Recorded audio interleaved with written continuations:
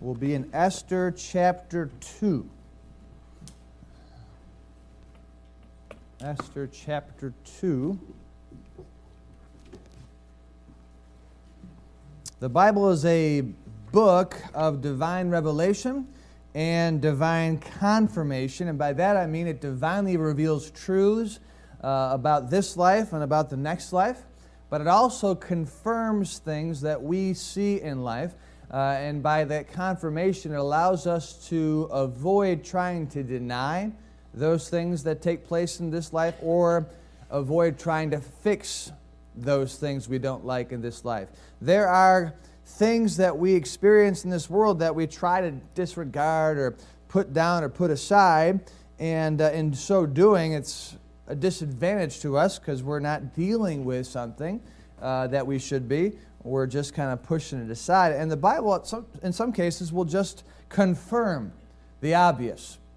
And when it shows up in the Bible, that allows us to bring it to light and address it more clearly. Ecclesiastes 3 is one such passage that divinely informs us of something very important, and it confirms what many of us already know. Ecclesiastes chapter 3 verse 1 says, "To everything there is a season, and a time to every purpose under the heaven, a time to be born, a time to die, a time to plant, and a time to pluck up that which is planted, a time to kill, and a time to heal, a time to break down, and a time to build up, a time to weep, and a time to laugh, a time to mourn, and a time to dance, a time to cast away stones, and a time to gather stones together, a time to embrace, a time to refrain from embracing, a time to get, and a time to lose, a time to keep, and a time to cast away, a time to rend, and a time to sow, a time to keep silence,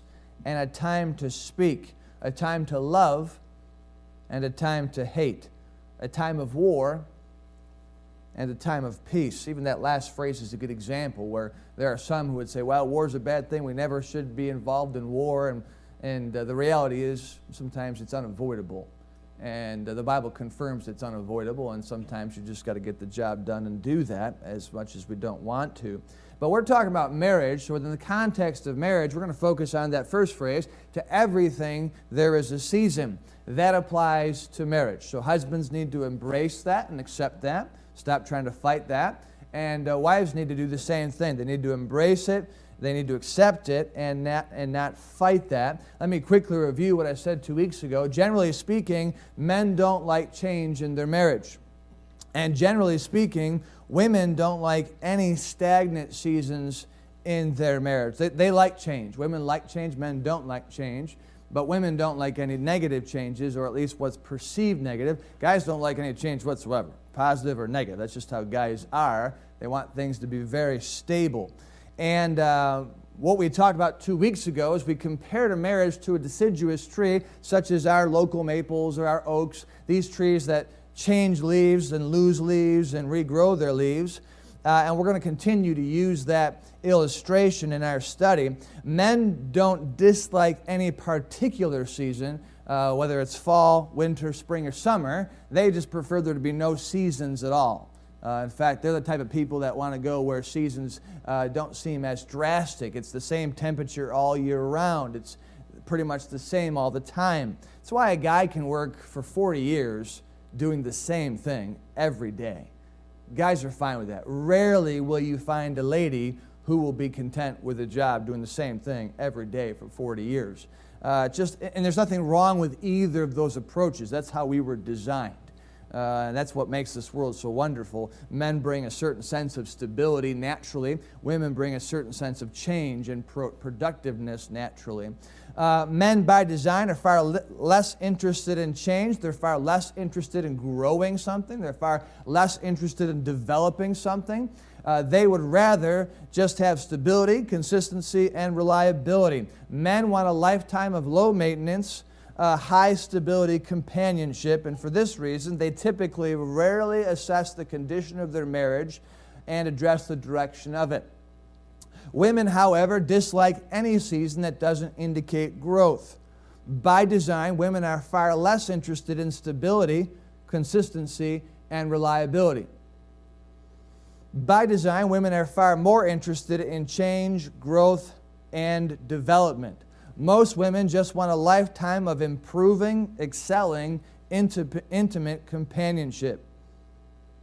And so, typically, women are constantly assessing the condition of their marriage and constantly addressing the direction of it. Nothing wrong with that in any way, shape, or form. So getting back to this tree, men look at a tree, if it were the marriage, and they don't dislike the browns, they don't dislike the greens, they don't dislike the yellows or the reds or the oranges. They don't dislike no leaves. They just want it to stay the same all year round. They would prefer the pine tree or the Christmas tree that never changes. They look out their window and there it is. Women love the green. They love the growing green.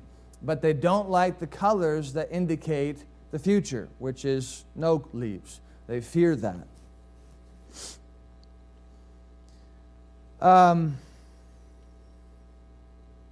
I guess in summary I would say this. Men need to expect marital seasons and not see them as a sign of marital instability. Women need to expect marital seasons and not see them as a sign of marital trouble. Just as a maple tree has no control over the season in which it's living, we have to understand that a marriage has no control over the circumstances beyond its walls. By that I mean you cannot control what's going to happen to you tomorrow. You can't control what the company your husband's working at or the company your wife is working at, what's going to happen tomorrow. You can't control the driver of the vehicle that she or he are driving around. We can't control everything in life. And life will bring seasons into our marriage that we have no control over it, just like the tree has no control over the weather, has no control over the way the earth turns, the way the sun shines, the way the clouds drop, the way the temperatures increase and decrease. What the tree only has control over is managing the seasons in which it's living. And so too, a marriage has only the control to manage what life brings its way. And the inability to manage those seasons, that cyclical change of life, that inability will result in an early death of that marriage. Trees that endure season after season of summer, fall, winter, and spring, season after season get stronger and stronger typically. They can endure the greatest of winters but flourish in the best of summers. So you're in Esther chapter 2. Let's look where we were last week.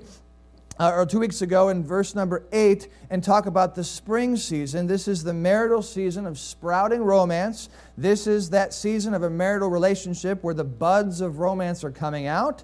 This is the season in your marriage where you learn about your spouse, you grow closer to him or to her.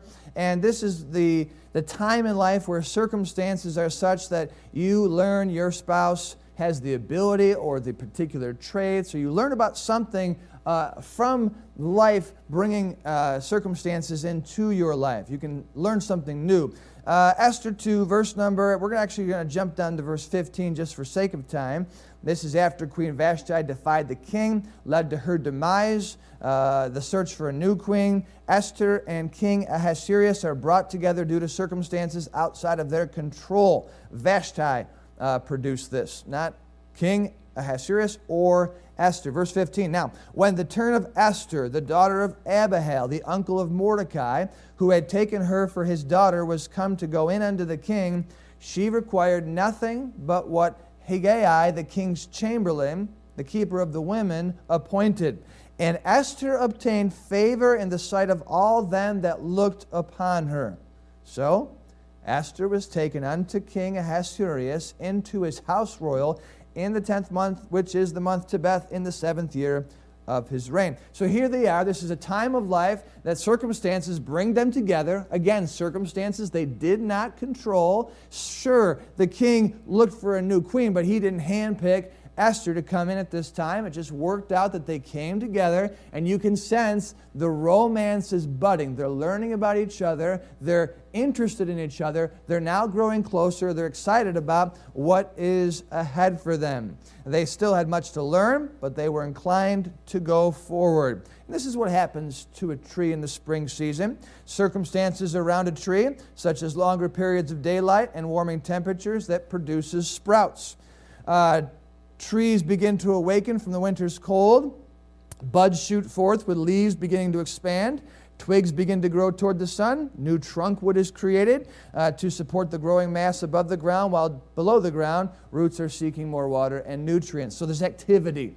There's good activity, not necessarily fruit, but just things are stirring. And that's where they were at this point in their relationship. Things were stirring again. And there will be times in life, there will be seasons in life where circumstances are such that it is easier to experience marital growth, where things will naturally start to move again. Where they once were stagnant, they will move again.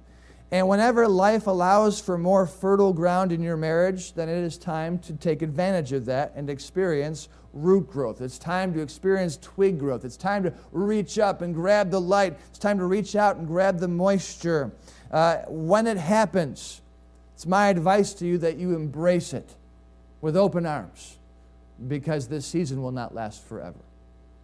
And guys need to understand change is coming and not be afraid of that. Ladies need to understand change is coming, and that's okay. It's all a part of going through life. To everything, there is a season. Let's talk then about the summer season. The summer season is that marital season of satisfying romance. This is the season that everyone loves. Most of the time. Some guys are afraid of this time because it spells activity that they necessarily didn't budget time for. They would rather be racing their cars, working in the backyard, fixing something, doing something else. But this is the good time. This is the blessed time of marriage. This is the season where everything is clicking between you and your spouse. This is the season where you're able to enjoy one another with little distraction. This is the season where you celebrate your marriage with a lot of love and a lot of giving.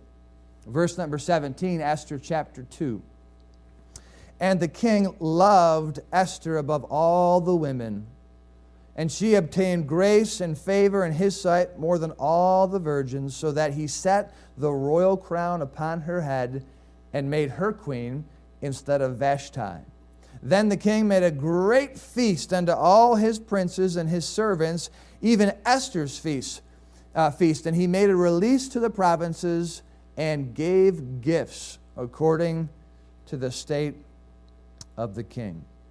So they clearly went from spring to summer in just a few verses. They were engaged in this getting to know each other, this courting, this dating, this who are you and what are you all about, and I like you and I like you, and well, I can see this thing going further, to the king loving her, putting the crown upon her head, calling her queen. They celebrate with a great feast. The king is so thrilled, he's given out gifts to everybody, and essentially this is a big national honeymoon. It's a time set aside to celebrate the new marriage between king and new queen, and everything, all of the nation is putting their attention on that marriage. So it's very easy to grow. At that point, it's very easy to appreciate each other, to enjoy each other, to give each other all the attention they want at this point. Circumstances allowed for them to enjoy and celebrate their blossoming marriage. Schedule was accommodating. People were accommodating. Their health was accommodating. There wasn't a lot of work to do here. They simply would sit back and enjoy one another. And this is what happens in the summer season for trees. Temperatures increase, precipitation decreases, resulting in sustained vegetation. But something I didn't know about trees, growth doesn't stop. In fact, growth is much more about the future in the summer. They begin to form the buds that they will eventually use the next summer, or the next year rather, the next spring. And this is the time for your marriage, the time that life brings you, the season that life brings you, where circumstances are such that it is easier to experience marital satisfaction. This is the marital season that everyone covets, the season where it requires as little work possible to obtain the maximum satisfaction possible.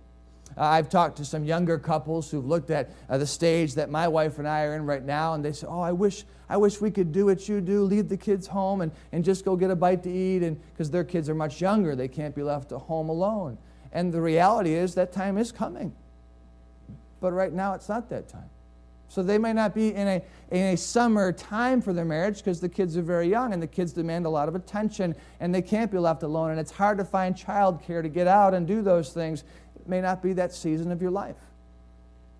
It all depends where you are. And sometimes children change that season. Health changes that season. Employment changes that season. There will be times when schedules free up more time with your spouse. There will be times when opportunities to go away or do something special pop up. There will be times when childcare is more readily available. There will be times when teenage children are not as demanding. And there are going to be times when you can just sit back like King Ahasuerus and Esther, and everybody's given you the opportunity to enjoy your marriage. You think anyone was bothering the king during the feast? You think anybody went up and said, "King, we got a problem"? Oh, no. The king is preoccupied today. This is his feast day. So everybody accommodated the attention Esther was getting from the king and vice versa. That was a part of their seasonal marriage. And we'll see a different season here coming up. These are the seasons in life that you want to grasp and enjoy. Slow down as best you can, savor the flavor, because they won't last forever.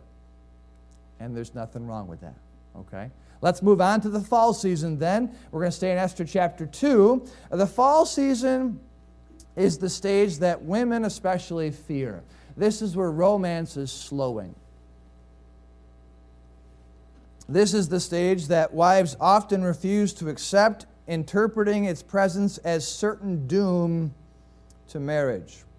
And Esther experienced it. We're going to read about it in just a second. Ladies, you'll appreciate this. Esther probably said in her heart and in her mind, it all stopped right after the vows. She probably said, after the honeymoon, everything went back to normal. Guys, you've ever heard that before? Every man in this room has heard that probably multiple times. In fact, they remind you perhaps through your marriage every year on an annual basis. Oh, you used to do things before we got married, and you used to do this and do that.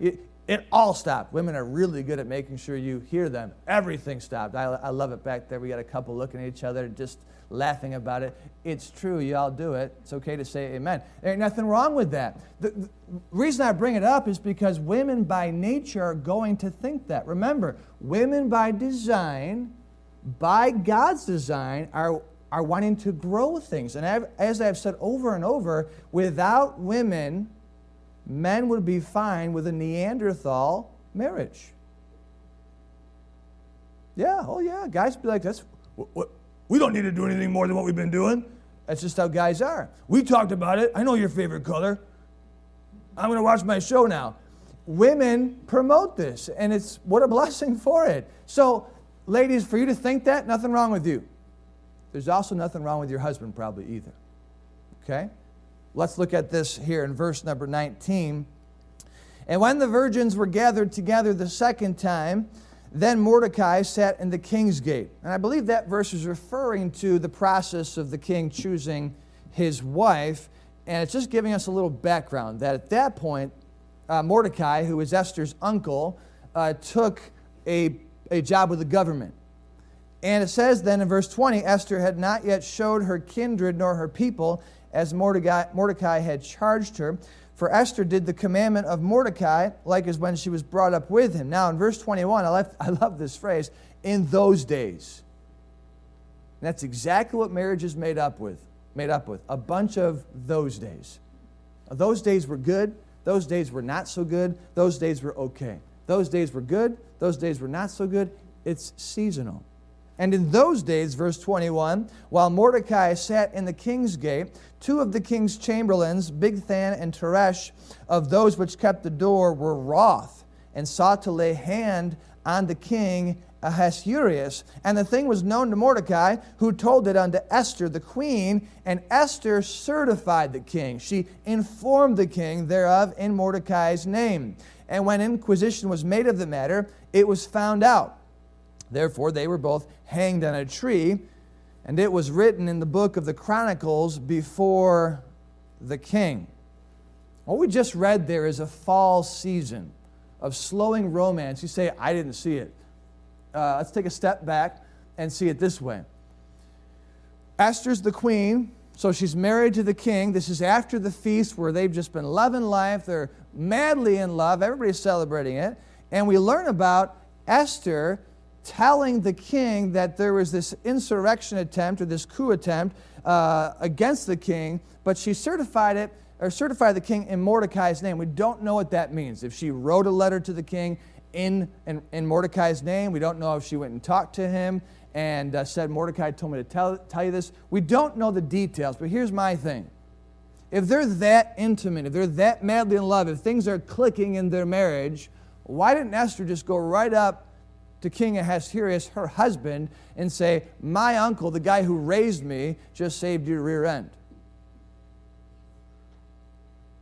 She didn't do that, which tells me there was some hesitation for her to go talk to the king, either because of the relationship between Mordecai and Esther, being Jewish people. They had not yet told the king, or they weren't as close as we like to think they were at the time.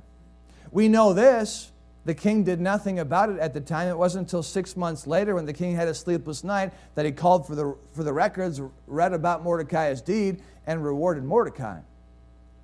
Nowhere does the king acknowledge Esther's role in saving his hide. Nowhere in this passage or anywhere in the Bible do we read about the king recognizing Esther's role in saving his life, which tells me things weren't as bubbly as they were just a few verses prior to that. But there is no indication anywhere in the book of Esther that there were any problems in the marriage. There's no indication that there's any slowdown in the progression of their marriage, and that, I mean, they were going to be faithful to each other and enjoy a life of love. The marriage was not in decline, but these two were not nearly as close in this passage as they were in the previous passage. This is what happens to a tree in the fall season. It's not dying. It's just preparing for the winter season. In the fall season, day length begins to shorten, and the tree responds by creating less chlorophyll, causing the color change, and the tree is simply responding to the season of life it is in. It says, hey, the sun's getting quieter, or I should say darker. The days are getting shorter. Winter's coming. Time to prepare for winter. That's all a tree does in the fall. Not die, just prepare for winter. And in this case, I believe the marriage was preparing for winter. You say, what was happening in the palace by the end of chapter 2? Why this slowdown? We had that dating period, then that celebration period, and now there seems to be some distance. What's going on at the end of chapter 2? I'll tell you what was going on. Life was happening. The king couldn't be in this honeymoon forever. He was, after all, the king of 127 provinces, so it was time to get back to work. Life happened. So he had demanding responsibilities as the king. Esther had not done anything wrong, nor had the king done anything wrong. Life simply was busy at that time, and life was not as accommodating for their marriage. And so too, there will be times in life, seasons in life, where circumstances are such that the marriage is not as colorful, not as flourishing as it was weeks or months earlier. And this is my pastoral caution. Don't panic when there's a slowdown in romance or romantic activity. I'm not talking to the guys because they can't even recognize it if they had to. Don't panic. It's okay. Yes, it could be a sign of problem in your marriage, but more likely it's nothing more than a season change. Sure, if you see major behavioral changes or clear indications of relationship problems, then by all means, work that out or seek counsel. But in many cases, I dare say most cases, it's just a season of life where life is getting busy again. There's nothing wrong with talking about it, acknowledging, are we just getting busier? Is everything okay? Nothing wrong with that. But I will say this, be very careful to take the busyness of life personally. Be very careful to take it personally, as though your spouse is intentionally withdrawing or intentionally trying to hurt you. It could be nothing more than them getting busy. Couples, wives especially, cause unnecessary trouble when they interpret the demands and stresses of life as an intentional lack of love. It doesn't let the guys off the hook. Guys can often be guilty of unintentionally withdrawing or withholding love, and that's not okay. But in many cases, it's an unintentional busyness that gets in the way of the marriage. I'll say this: couples, wives especially, because of their natural appetite for growth, will push husbands away when they take husbands' responsibility personally. I'll say that again for the sake of your marriages, because your husbands won't tell you this, or at least not in a nice tone. But couples, but wives especially, because of their natural appetite for growth and development in the marriage, will push husbands away when they take responsibility personally. There's a whole other conversation about managing priorities, but I hope you understand what I'm saying. The king had to get back to work. So naturally, having given his wife 24/7 attention, when he went back to a demanding schedule as a king, she's going to feel in some ways what happened. Nothing happened, just life happened. Here's my counsel before we move into the winter season. When you see winter coming, and it will come, enjoy the season you're in. Enjoy the colors of the leaves. I understand they're falling, but enjoy them. Savor that time. Don't you hate it around here when you talk to somebody and say, oh, the colors of the leaves, look at how beautiful. Yeah, it just means winter's coming. Right? And you've already hastened winter on by 3 weeks. Hey, well, let's let winter come when it gets here. Enjoy the colors. Enjoy the smell of decaying leaves. Enjoy the leaves. Just enjoy the season. Enjoy the apples. Enjoy the football. Winter is coming. Don't bring it on any sooner. So if you're there and you sense that, oh boy, things are about to get busy, or I just sense a lot of stress coming, relax. Just enjoy what you have right now. Fall's going to come and go. Winter is going to come. But don't worry, winter will go too. Turn to Esther chapter 4. All right, that dreaded winter season. Let's call this the season of stagnant romance in a marriage. This is the season where no one wants to stay, but life mandates you have to visit. To everything there is a season. This is the season, I have to say, where the most trouble can happen.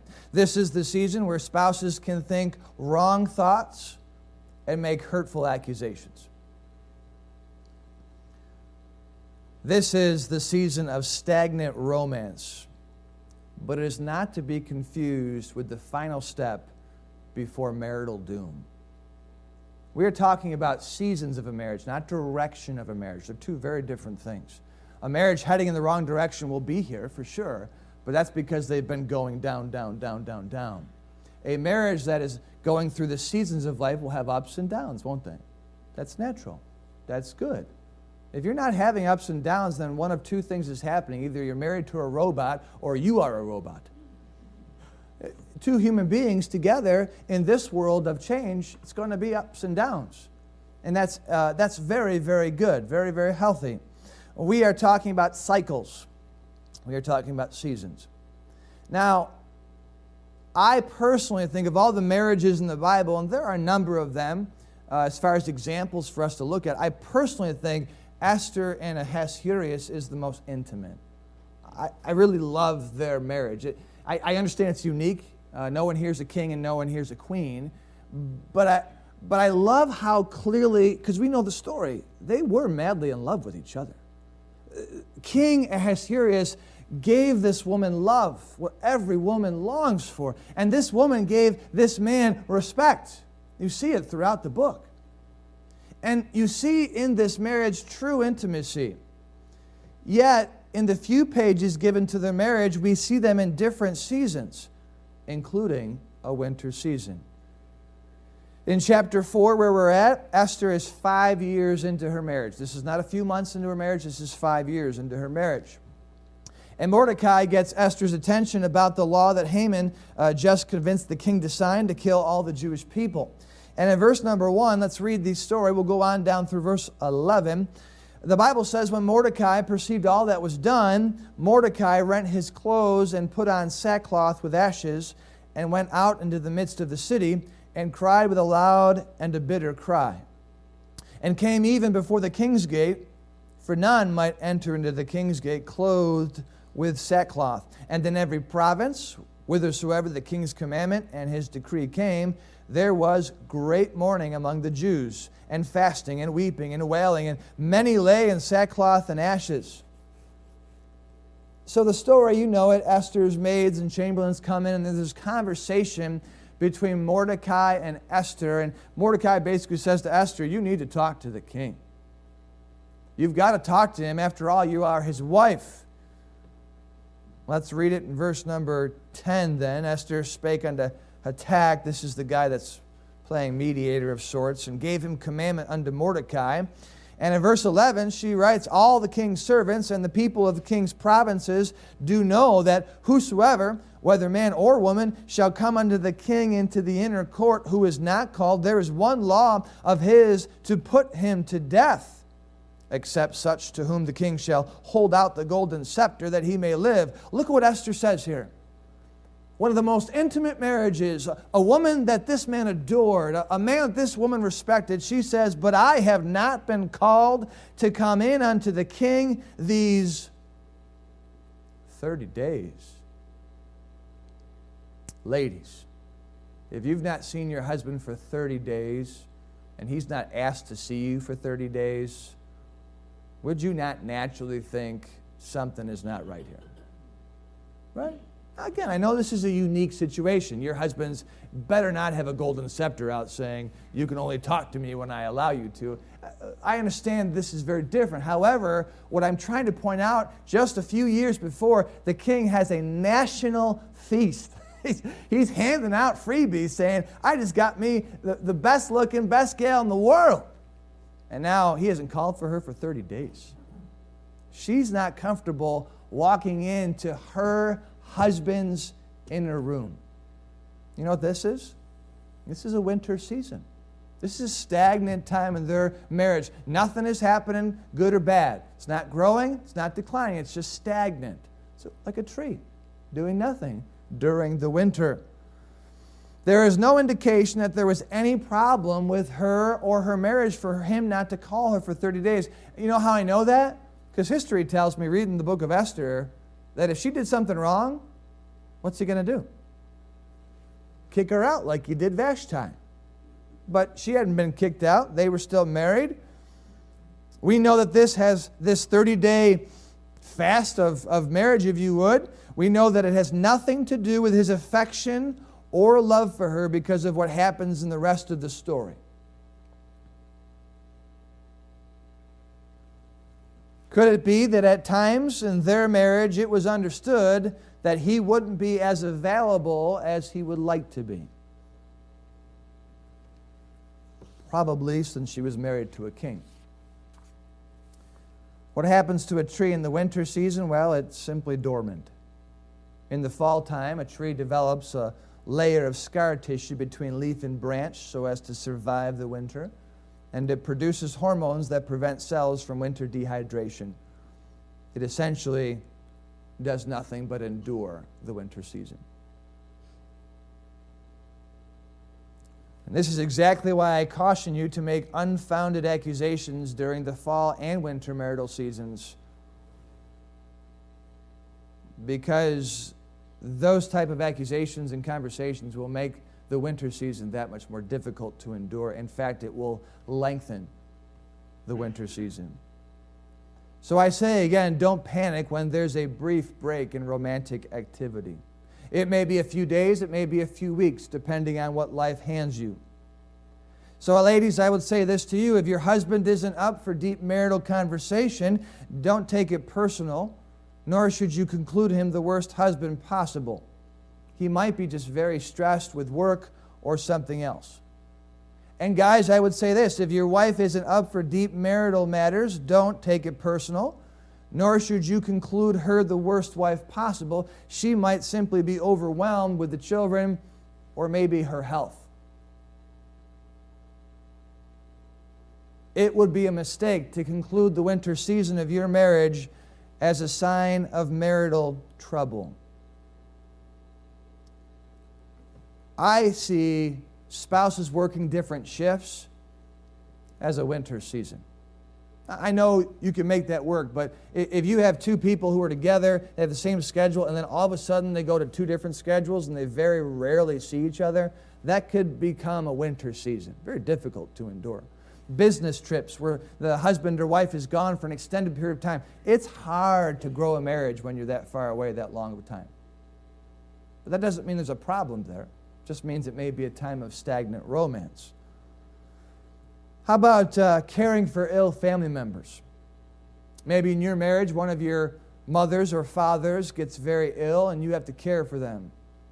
If you've been in that situation, it's hard to give your husband or wife the attention they need. It's very demanding to care for a loved one. And sometimes that's the admirable and right thing to do. Your marriage at times takes a back seat to that. It's a winter season. You have to endure that winter season. Working multiple jobs to pay for an unexpected expense could become a marital winter season. Dealing with a severe short-term or long-term illness could become a marital winter season. Now, yes, you're still dealing with these things together, but the romance side of the marriage has taken a back seat, which is the dormancy matter that we're talking about. It's at those times you have to remember what the Word of God divinely confirms. It's okay. To everything, there is a season. Winter seasons will come and go. The marriage simply has to prepare for it and handle it properly. So if you find yourself in a marital winter season, you might be there now, you might be there soon. Take a step back and see the big picture. Do your best to chillax, no pun intended, with the winter. The romance may seem temporarily dormant, but you have to understand the tree is healthy. Trees get bigger every year. Trees get stronger every year. Trees get more leaves every year. But they all go through a winter season. And know this, trees don't pick their winters. They have no control over the snow, over the cold, over the darkness. They just prepare for it. And then they endure it, knowing spring is coming. Now, I'm happy that the Bible, in its brilliance, was designed in such a way not to leave us at the winter season, because that would be discouraging. There's 2 more seasons in the book of Esther. Let's read them. Go to Esther chapter 5. Esther chapter 5, and I'll say this before we read it. As a caution, don't be dramatic in marital winter seasons. It will only delay the spring season. If you find yourself in the marital winter season, instead of dreading it, look forward to the spring season, because every spring is preceded by a winter. And in fact, sometimes the winter is the best thing for a marriage. What do they say? Absence makes the heart go fonder. Makes the heart grow fonder. Sometimes you say, well, I don't want him or her to leave, or I don't want you to work this job. And never do we want to encourage time away, but you understand when life brings it to your path, sometimes it's the best thing for that marriage. That's why sometimes the Lord brings winter in on us through the form of sickness or through the form of any number of things that help us appreciate the spring and summer season, to help us appreciate the person we're married to. Because we look at them in the winter and we say, you don't look so attractive. But if you see a picture of them in the summer, you say, ooh, I want that. Let's hurry this winter along and get to the spring and summer. So we're back to the spring season in Esther chapter 5, verse number 1. Esther agreed to talk to the king, her husband, about Haman's law. Verse number 1, now it came to pass on the 3rd day that Esther put on her royal apparel and stood in the inner court of the king's house, over against the king's house. And the king sat upon his royal throne in the royal house, over against the gate of the house. And it was so, when the king saw Esther the queen standing in the court, that she obtained favor in his sight. And the king held out to Esther the golden scepter that was in his hand. So Esther drew near picture this. It's beautiful. And touched the top of the scepter. And the king said unto her, can you just listen to this guy, this king, this great voice. I wish I had a great voice. What wilt thou, Queen Esther? Right? He's probably this fearful, this intimidating character, and his voice just changes. What's up, sweetie? Yeah, she hasn't seen him for 30 days. She doesn't know if he's mad or upset or stressed or busy. And she comes in and he just says, what wilt thou, Queen Esther? He goes on to ask, what is thy request? It shall, I've always thought this is a foolish statement, but he said it twice. It shall be even given thee to the half of the kingdom. Ladies, could you imagine if your husband said, what do you want? I'll give you half of whatever in the bank right now. I was just going to ask for $5 to go get something, but I'll take all of it at this point. Now, we're going to spare the time by going through all this, but he says that twice. You can see it in chapter 7 of Esther. As this goes by, Esther wants to meet with Haman and the king. She's setting up an opportunity to blow Haman in Ahasuerus' sight. So she says, all right, can we just set up a banquet for just you two? And they have that banquet set up, and the same thing happens. The king says in Esther 7, verse number 2, what is thy petition, Queen Esther? I don't think at all he's impatient. What is it, woman? No, I think this man is in love with this woman. He's just been busy. He says, what is it, sweetheart? Oh, that's right, you're the queen. And it shall be granted thee, and what is thy request? And it shall be performed even to the half of the kingdom. You know what I see here? Sprouting romance again. You see the twinkle come back to both of them. Reminders of what it was like getting to know each other. Because you know why? Esther's about to tell the king something he had not known about her. Let's read on, verse number 3. Then Esther the queen answered and said, if I have found favor in thy sight, O king, and if it please the king, let my life be given me at my petition, and my people at my request, for we are sold. I can just see King saying, who are you talking about? She says, I and my people to be destroyed, to be slain, and to perish. But if we had been sold for bondmen and bondwomen, I had held my tongue, although the enemy could not countervail the king's damage. Let me say this again. Events outside of Esther and the king's life brought them back together. You realize Esther did not, on her own accord, say, I want to go see the king. The king did not, on his own accord, say, I want to see the queen. What happened? Haman developed this law that was going to put the Jewish people to death. Mordecai and all the Jewish people prompt Esther to go approach the king. All this is being orchestrated by life.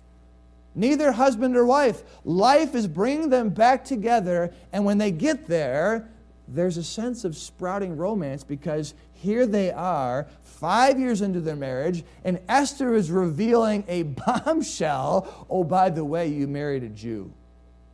What? Why didn't you tell me? Isn't that marriage? Aren't you constantly learning about each other? Something new? And by the way, learning something new about each other as you go through your marriage, that is what the Lord intends to draw you closer. It's called curiosity. That's why if you've stopped learning about your spouse, you have officially become a stagnant marriage. We've been married forever. I know everything about him or her. You did know everything about him or her, but you know we all change. Do you know what's going on exactly in their life right now? Probably not. It's always learning. I'm amazed. I've counseled couples that have been married for decades, and they don't know each other. What happened? We have to go through spring seasons, you see. It'll come, it'll go. But here they are in a spring season. Life brought them together. Romance began to spring forth. Chapter 8 will be done. There's a summer season to conclude the book of Esther, this most intimate marriage. Ahasuerus executes Haman.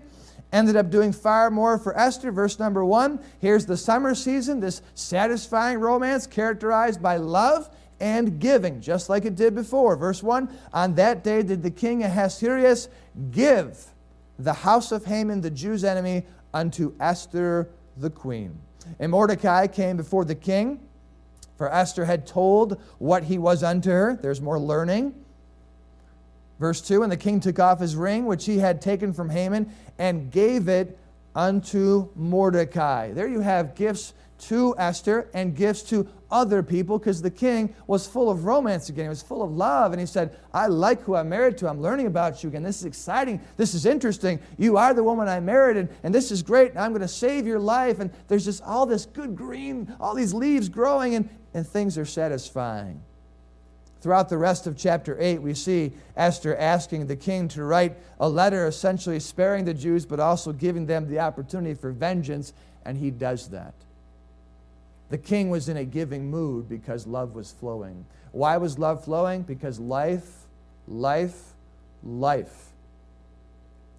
brought this opportunity together.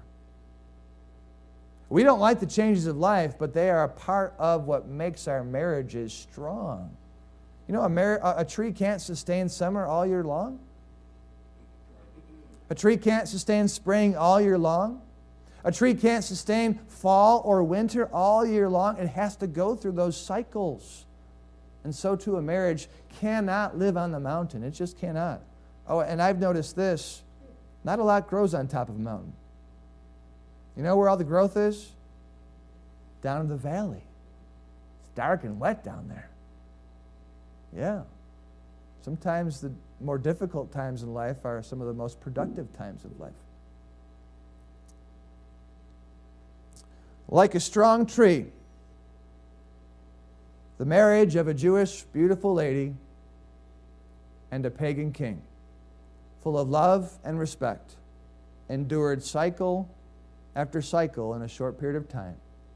But we can see that they grew stronger, bigger, and while there's no story that says they lived happily ever after, I don't doubt for a moment that they lived a life of love together and died happily wedded.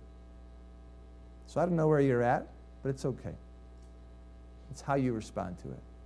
I know you want to change the way the boss treats your spouse. You want to change the way your spouse's health is. You want to change the way your finances are. You can't do all. You can't change everything. You can merely manage what life brings your way. Just remember, guys, change is unavoidable. It's a great thing. It's a good thing. You're a boring guy. You need some variety, some change. Change is good. Ladies, quiet change and dark change, not a sign of problems necessarily. So don't get ready to cast your husband out just yet. Might be just a season. Let the season play out and pick it up when it gets bright again. Marital seasons, to everything, there's a season. Let's stand and have a word of prayer.